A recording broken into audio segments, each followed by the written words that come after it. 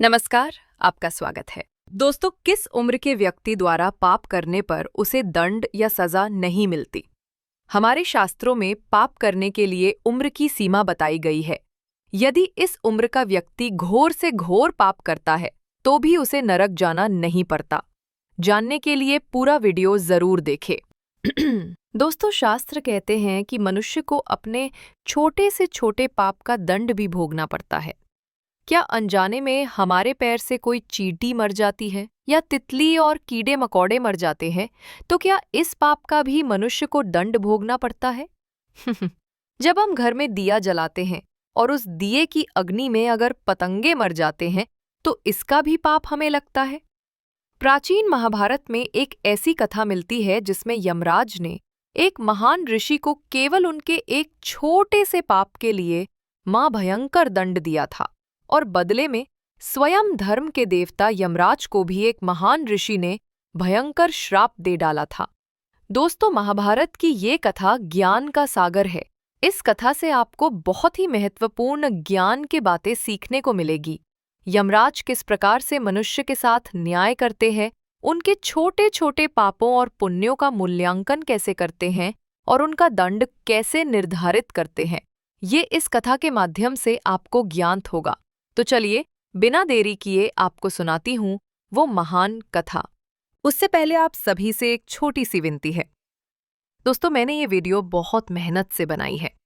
मेरी मेहनत के लिए एक लाइक जरूर करें और कमेंट में जय श्री कृष्ण अवश्य लिख देना। तो चलिए शुरू करते हैं। दोस्तों, प्राचीन काल की बात है। भारतवर्ष में मांडव्य नाम के एक परम पुण्यात्मा ऋषि हुआ करते थे। महर्षि मांडव्य त्याग, तपस्या और सत्यनिष्ठा के लिए विख्यात थे। उन्होंने संसार के भौतिक सुखों से दूर एक घने वन में अपने आश्रम की स्थापना की थी, जहां वे ईश्वर का ध्यान करते और गहन तप में लीन रहते थे। मांडव्य ऋषि अत्यंत शांत स्वभाव के थे और सभी जीवों से प्रेम करते थे। वह नित्य प्रातः और संध्या काल को विशेष रूप से ध्यान और साधना में बिताते थे। कहा जाता है कि संध्या के समय महर्षि मांडव्य मौन व्रत धारण करते थे। उस अवधि में वे न किसी से बोलते थे, न किसी के प्रश्न का उत्तर देते थे। उनके तपोबल और ब्रह्मचर्य से देवता तक प्रभावित थे। एक दिन सायंकाल के वक्त जब महर्षि अपने आश्रम के द्वार पर पेड़ के नीचे आंखें बंद किए ध्यानस्थ थे, अचानक जंगल में हलचल हुई। कुछ दूर से लोगों के भागने चिल्लाने का कोलाहल सुनाई पड़ने लगा। इससे पहले कि ऋषि मांडव्य आंखें खोलकर कुछ समझ पाते, कुछ हाँफते हुए कदमों की आहट उनके आश्रम के पास आने लगी। वस्तुतः उस दिन राज्य के कुछ सिपाही एक दल के डाकुओं का पीछा कर रहे थे। वे डाकू राजमहल से बहुमूल्य खजाना लूटकर भागे थे और प्राण बचाने के लिए इधर उधर छिपने का मार्ग खोज रहे थे। भागते भागते वे डाकू रास्ता भटककर उस वन के भीतर आ पहुंचे, जहां महर्षि मांडव्य का पवित्र आश्रम स्थित था। भाग्य का खेल देखिए, लुटेरों का वो दल सीधे ऋषि मांडव्य की कुटिया के पिछवाड़े आ निकला। वहां घने वृक्षों और लताओं के बीच उन्हें एक सुनसान स्थान दिखा, जहां वे कुछ देर विश्राम और छिप सकें। हाफते हुए उन डाकुओं ने चुराया हुआ बहुमूल्य सामान वहीं छिपाया और स्वयं भी चुपचाप दुबक कर छिप गए। उधर कुछ ही क्षणों में राजा के सैनिक भी वहां आ पहुंचे। उन्होंने आसपास खोजना शुरू किया और शीघ्र ही आश्रम के निकट मानव पदचिन्ह और ताज़ा हलचल के चिन्ह पाए। सैनिक समझ गए कि डाकू यहीं कहीं छिपे हैं। खोजते खोजते वे महर्षि मांडव्य के आश्रम तक आ पहुंचे। उन्होंने वहां तपस्यारत वृद्ध ऋषि को देखा, जो ध्यान में बैठे थे। सिपाहियों के दल के प्रमुख ने आगे बढ़कर तपस्यारत मांडव्य ऋषि से ऊंची आवाज में पूछा, हे तपस्वी, क्या तुमने कुछ भागते हुए आदमियों को यहाँ से गुजरते देखा है? कहीं डाकू इस ओर तो नहीं आए? महर्षि मांडव्य अभी भी ध्यान में निमग्न थे। संध्या का समय था और वे अपने मौन व्रत में थे। अतः उन्होंने सिपाही के किसी प्रश्न का कोई उत्तर नहीं दिया। उन्होंने आंखें भी नहीं खोलीं और पूर्णतया शांत बैठे रहे। पर सैनिक ये नहीं जानते थे कि ऋषि मौन धारण किए हुए हैं। मुख्य सिपाही ने कई बार आवाज लगाकर प्रश्न किया, परंतु कोई जवाब न पाकर उसे क्रोध आने लगा। उसने सोचा कि अवश्य ही ये साधु उन लुटेरों का साथी है, तभी कुछ छिपा रहा है। अन्य सिपाही भी शंका करने लगे कि शायद इस आश्रम में डाकुओं को शरण मिली है। इसी बीच कुछ सैनिकों ने आश्रम के पीछे हलचल देख ली। वे उधर गए तो उन्हें झाड़ियों में छिपे वही लुटेरे मिल गए जिनका वे पीछा करते आए थे। डाकुओं के पास राजकोष से लूटा गया सारा सामान भी बरामद हो गया। ये देख सिपाही क्रोधित हो उठे। उन्हें यकीन हो गया कि ये ऋषि भी उन अपराधियों के साथ मिला हुआ है, अन्यथा उसके आश्रम में डाकुओं का छिपना असंभव था। सैनिकों ने बिना देर किए ऋषि मांडव्य को भी गिरफ्तार कर लिया। वे लुटेरों समेत निर्दोष तपस्वी को बलपूर्वक बांधकर राज दरबार ले गए। वहां उस राज्य के नृप अर्थात राजा स्वयं न्याय करने के लिए उपस्थित थे। राजा के सामने सभी बंदियों को पेश किया गया। राजा ने क्रोधपूर्वक सैनिकों से पूछा, क्या अपराध किया है इन लोगों ने? तब सैनिकों ने सारा वृत्तांत सुना दिया कि कैसे इन डाकुओं ने राजकोष लूटा और कैसे ये ऋषि इनके साथ मिला। ये सुनकर राजा का मुख क्रोध से तमतमा उठा। उसने कैद किए गए डाकुओं और ऋषि मांडव्य की ओर कठोर दृष्टि से देखा। राजा स्वयं धर्मपरायण था और राजकोष की चोरी को घोर अपराध मानता था। उसके सामने जब एक सन्यासी पर भी डाकुओं की सहायता का संदेह आया तो राजा का क्रोध और भड़क उठा। राजा ने बंधे हुए मांडव्य ऋषि से कड़क कर पूछा, हे ऋषि, क्या ये सत्य है कि तुमने इन दुष्टों को अपने आश्रम में आश्रय दिया? महर्षि मांडव्य मौन थे। उन्होंने कोई उत्तर नहीं दिया। उनके हाथ पैर बंधे थे, किंतु मुख पर अद्भुत शांति थी। उनकी चुप्पी को राजा ने अपराध स्वीकार करने के समान समझ लिया। राजा को लगा कि ये तपस्वी वास्तव में अपराधी है जिसने राजधर्म का उल्लंघन किया है। उसने बिना और विचार किए तत्काल दंड सुनाया। इन सभी डाकुओं को उनके कुकर्मों के लिए मृत्यु दंड दिया जाए और इस ऋषि को भी राज्य के विरुद्ध संगीन अपराध करने के दंड स्वरूप मृत्यु दंड मिलेगा। सबको सूली पर चढ़ा दिया जाए। राजा का आदेश मिलते ही सैनिकों ने उन डाकुओं के साथ साथ मांडव्य ऋषि को भी घसीटकर सूली के तख्त के पास पहुंचा दिया। एक एक कर सभी अपराधियों को लकड़ी के नुकीले शूल पर भयानक तरीके से चढ़ाया गया। अन्य दोषी डाकू तो उस शूल की पीड़ा से छटपटाते हुए शीघ्र मर गए। लेकिन जब महर्षि मांडव्य को सूली पर चढ़ाया गया तो एक आश्चर्यजनक घटना घटी। शूल उनकी देह के पार तो हो गया, किंतु वह महान तपस्वी तुरंत मृत्यु को प्राप्त नहीं हुए। मांडव्य ऋषि अतुलनीय तपशक्ति वाले थे। भले ही तीक्ष्ण शूल उनके आर पार कर दिया गया था, फिर भी वे मरणासन्न नहीं हुए। उन्होंने अपने प्राणवायु को योग बल से संयमित कर लिया और शूल पर विद्ध होने पर भी ध्यानस्थ अविचल बने रहे। सैनिक ये दृश्य देखकर दंग रह गए, पर राजा के आदेश के आगे वे विवश थे। इस भयंकर यातना के बाद भी कई दिनों तक मांडव्य ऋषि प्राण त्याग किए बिना जीवित रहे। बिना अन्न जल के शूल की नोक पर बैठे हुए भी उस दिव्य पुरुष ने अपने जीवन की डोर नहीं छोड़ी। उनकी ये अद्भुत सहन शक्ति और तपोबल देखकर लोग दंग थे। धीरे धीरे ये चमत्कारिक खबर स्वयं राजा तक भी पहुंच गई। जब राजा को पता चला कि एक वृद्ध ऋषि, जिन्हें उसने डाकुओं का साथी समझकर सूली पर चढ़वा दिया था, वे अब तक जीवित हैं, तो राजा को अपने निर्णय पर गहरा पछतावा हुआ। उसे अपने कर्म पर ग्लानि हुई कि कहीं उसने एक निरपराध पुण्यात्मा पर अत्याचार तो नहीं कर डाला। शर्मिंदा होकर राजा ने तत्काल आदेश दिया कि ऋषि मांडव्य को सूली से उतारा जाए। राजा स्वयं भी विनीत भाव से नंगे पैर उस स्थान पर पहुंचा जहां मांडव्य ऋषि सूली पर स्थित थे। राजा ने देखा कि महर्षि का चेहरा तेज से दमक रहा है, आंखें बंद हैं और वे दर्द में भी मानो समाधि की अवस्था में हैं। राजा की आंखों में पश्चाताप के आंसू आ गए। उन्होंने तुरंत सैनिकों की मदद से ऋषि को उस शूल से नीचे उतारा। सभी को आश्चर्य था कि इतने भयानक अत्याचार के बाद भी महर्षि मांडव्य की जीवन ज्योति बुझी नहीं थी। हाँ, उनके शरीर से शूल तो निकाल लिया गया, किंतु लोहे का तीखा अग्रभाग टूटकर उनके शरीर में ही रह गया, जिसे पूरी तरह निकाला नहीं जा सका। उस दिन से महर्षि मांडव्य अणि मांडव्य के नाम से प्रसिद्ध हुए। अणि अर्थात शूल की नोक, जो उनके शरीर में अंशतः स्थिर रह गई थी। राजा ने दीन होकर मांडव्य ऋषि के चरणों में गिरकर क्षमा याचना की। वो बार बार बोला, महाराज ऋषिवर, मुझसे भारी भूल हो गई। अज्ञानवश मैंने आपका अपराध मानकर ये कठोर दंड दिया। कृपया मुझे क्षमा करें। राजा का हृदय ग्लानि से भरा था और वह स्वयं को धिक्कार रहा था। महर्षि मांडव्य ने धीरे से नेत्र खोले। वे क्षीण देह एवं पीड़ा से क्लांत अवश्य थे, किंतु उनके चेहरे पर क्रोध का लेश न था। उन्होंने राजा से कहा, राजन, तुम्हारा अपराध अज्ञानजनित था। तुमने अपने राजधर्म के अनुसार कर्तव्य का ही पालन किया। मैं तुम्हें हृदय से क्षमा करता हूँ। राजा ने राहत की सांस ली और ऋषि को सम्मानपूर्वक वापस उनके आश्रम तक पहुंचाने का प्रबंध किया। मांडव्य ऋषि बाहर से शांत थे, किंतु उनके अंतर्मन में एक प्रश्न निरंतर उठ रहा था। आखिर मुझसे ऐसा कौन सा पाप हुआ था जिसके फलस्वरूप मुझे इतनी भयावह यातना सहनी पड़ी? मैंने तो जीवन भर सत्य और धर्म का पालन किया, फिर ये दंड क्यों? कुछ समय पश्चात अपने आश्रम पर स्वास्थ्य लाभ करते हुए भी महर्षि के मन में वही प्रश्न उद्वेलित होता रहा। उन्होंने राजा को क्षमा तो कर दिया था, पर इस अदृश्य न्याय के विचित्र विधान ने उनका हृदय व्याकुल कर दिया।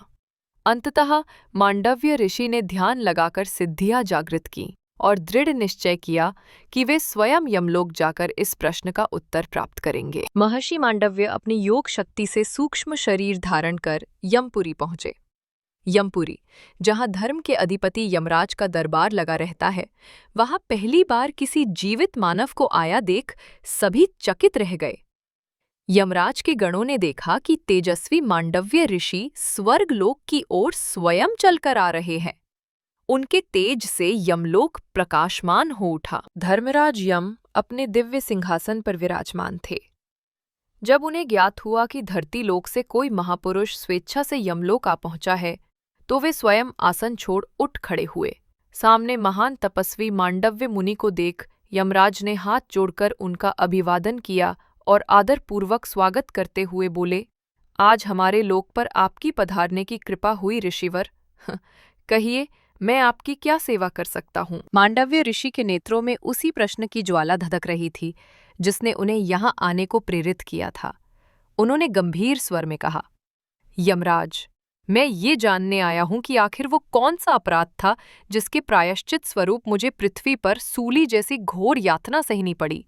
मैंने जीवन भर कोई पाप नहीं किया, फिर भी मुझे निर्दोष होते हुए भी इतना बड़ा दंड क्यों मिला?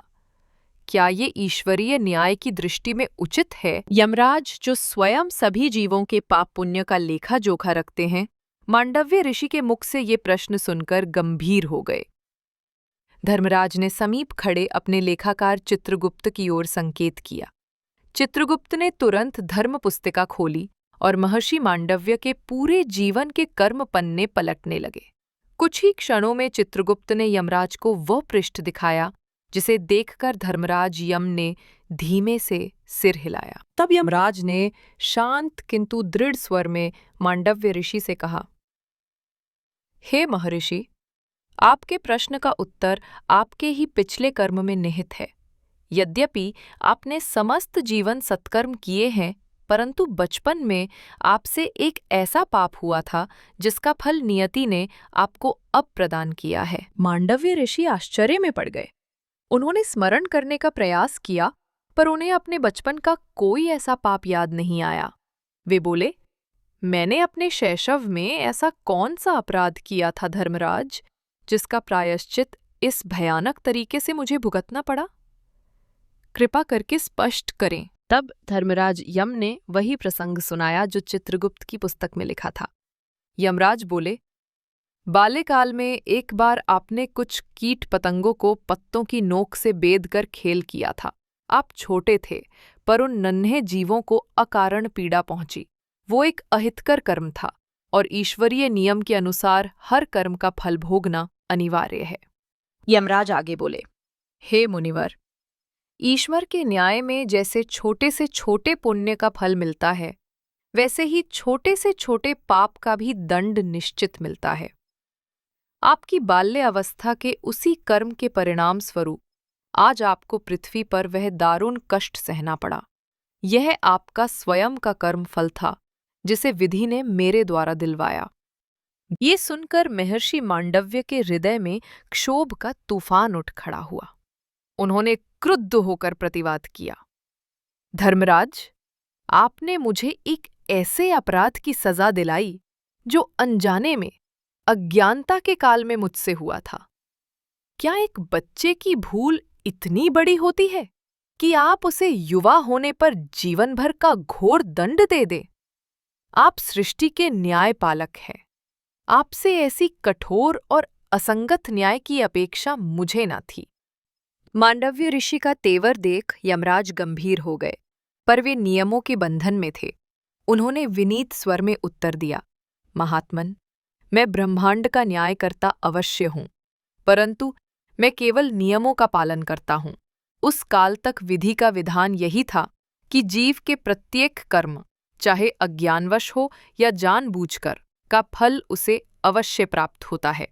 आपकी दुर्भाग्यपूर्ण पीड़ा उसी नियम का पालन थी। महर्षि मांडव्य ने कांपते स्वर में कहा, यदि ऐसा है तो यह विधान अन्यायपूर्ण है। बालक तो दूध के समान निष्पाप होते हैं, उन्हें भला अपने नासमझी भरे कर्मों का फल क्यों कर मिले? आपके कठोर नियम ने एक बालपन की नादानी को इतना बड़ा अपराध बना दिया। ये धर्म नहीं, अधर्म है। यमराज ने शांत भाव से कहा, महात्मन, मैं समझ सकता हूं कि आपको असीम कष्ट सहना पड़ा है। मुझे भी इसका खेद है, किंतु मैं स्वेच्छाचारी नहीं हूं। मैं ईश्वर के लिखे नियमों से बंधा हूं। अब तक ऐसा ही विधान था, इसलिए आपको दंड मिला। मांडव्य ऋषि के नेत्र क्रोध से लाल हो उठे। उन्होंने तत्क्षण गंभीर स्वर में कहा, धर्मराज यम, एक धर्म पालक होते हुए तुमने अन्यायपूर्ण दंड देकर अधर्म किया है। मैं अपनी तपस्या और शक्ति के प्रताप से अभी और यही एक नया नियम स्थापित करता हूं। आज से मानव के लिए 14 वर्ष की आयु तक किए गए कर्मों को पाप की श्रेणी में नहीं गिना जाएगा। 14 वर्ष से कम आयु के बालक के किसी भी अनुचित कर्म को दंड के योग्य अपराध नहीं माना जाएगा, क्योंकि उस आयु तक उसे सही गलत का ज्ञान नहीं होता। ऋषि के तेज से यमलोक का पूरा सभागार आलोकित हो उठा। मांडव्य ऋषि ने क्रोधपूर्वक आगे कहा, और हे यमराज, कर्म के विधान का दुरुपयोग करने के कारण तुम्हें भी अपने कृत्य का दंड भुगतना होगा। मैंने जीवन पर्यंत धर्म का पालन किया, फिर भी तुम्हारे कठोर नियम के कारण मुझे घोर पीड़ा से गुजरना पड़ा। इसलिए मैं तुम्हें श्राप देता हूं कि तुम मनुष्य योनि में जन्म लेकर पृथ्वी पर जन्म मरण और पीड़ा का स्वाद चखोगे। तुम शूद्र वर्ण में एक दासी के गर्भ से जन्म लोगे और धरती पर मानव बनकर रहोगे। यमराज ये सुनकर स्तब्ध रह गए। धर्मराज पर अचानक आए इस कोप को देख यम सभा में सन्नाटा छा गया। यमराज ने हाथ जोड़कर याचक स्वर में कहा, हे महर्षि, मेरे उद्देश्य में कोई व्यक्तिगत द्वेष न था। मैंने तो ब्रह्मांड के नियमों का ही पालन किया। आपका क्रोध न्याय संगत है, तथापि इस श्राप का प्रभाव। महर्षि मांडव्य ने उनके निवेदन को बीच में ही रोक दिया और कठोर स्वर में बोले, धर्मपाल, मैंने जो कह दिया सो कह दिया। आपके नियम ने मुझे पीड़ा दी। अब मेरा श्राप आपको मनुष्य लोक का अनुभव कराने के लिए अटल है। यमराज ने सिर झुका लिया। वे जानते थे कि महर्षि के श्राप को टालना असंभव है। फिर भी धीमे स्वर में उन्होंने कहा, हे तपोधन, आपका क्रोध उचित है। मैं आपका दंड शिरोधार्य करता हूं, किंतु कृपया इतना वर अवश्य दें कि मनुष्य रूप में भी मैं धर्म का मार्ग न छोड़ूं और लोक मंगल के कार्य कर सकूं। महर्षि मांडव्य का क्रोध अब शांत हो चला था।